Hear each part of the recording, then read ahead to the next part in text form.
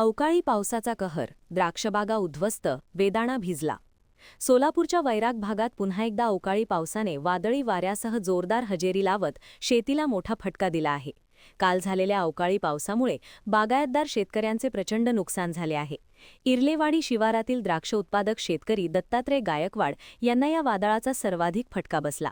त्यांच्या 2 बेदाणा शेडवरील ताडपत्री आणि लोखंडी संरचना जोरदार वाऱ्यामुळे अक्षरशः उडून गेल्याचे दिसून आले. या शेडमध्ये सुमारे 40 टन द्राक्ष बेदाणा तयार करण्यासाठी वाळवण्यात आली होती. मात्र अचानक आलेल्या पावसामुळे होत्याचं नव्हतं झालं. यासोबतच 36 गावातील द्राक्षबाग उद्ध्वस्त झाली असून सुमारे 200 झाडे उन्मळून पडली आहेत. या अवकाळी पावसामुळे वैराग भागातील शेतकऱ्यांचे लाखो रुपयांचे नुकसान झाले असून शेतकरी मेटाकुटीला आला आहे. या नुकसानीमुळे आगामी हंगामातील उत्पादनावर गंभीर परिणाम होण्याची शक्यता निर्माण झाली आहे.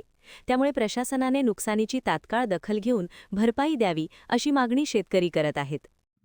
मी राहणार इर्लेवाडी, गट नंबर 7, दत्तात्रय मच्छिंद्र गायकवाड.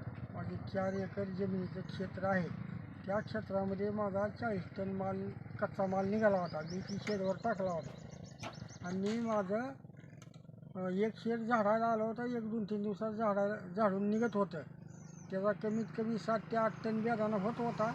त्याचं माझं 35 ते 40 लाख रुपयाचं नुकसान झालेलं आहे रात्रीच्या वाऱ्या कावदानामध्ये.